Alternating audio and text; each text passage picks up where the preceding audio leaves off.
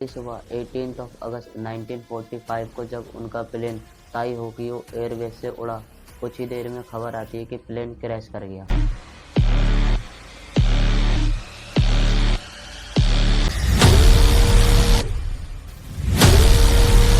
1950 से 1985 तक उत्तर प्रदेश के फैजाबाद डिस्ट्रिक्ट में एक गुमनामी बाबा रहते थे जो 1945 वर्ल्ड वॉर 2 का आखिरी दौर चल रहा था।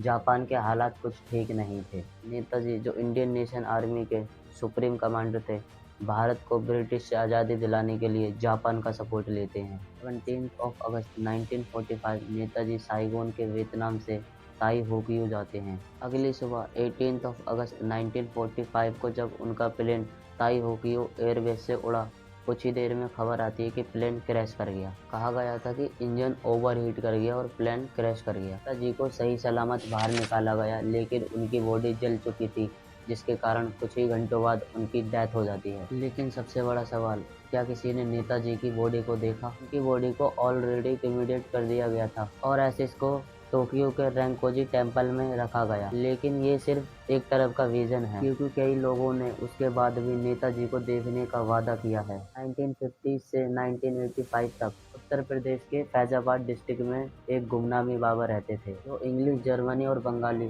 फ्रिक्वेंटली बोल लेते थे और नेताजी की जैसी उनकी हैंड राइटिंग भी थी। फिर उनसे आईएनए से जुड़ी कुछ चीजें मिली जो नेताजी से पर्सनल बिलोंग करती थी, जैसे चश्मा, पेन और लेटर भी मिले थे। 2017 में जस्टिस मुखर्जी कमीशन ने कहा, प्लेन क्रैश थ्योरी में एविडेंस नहीं है, पर यह भी नहीं कहा कि गुमनामी बाबा ही नेताजी थे। तो क्या था नेताजी का सच? क्या वो वाकई प्लेन क्रैश में शहीद हो गए या एक बड़े गेम पॉलिटिकल के हाथ छुपा दिया गया?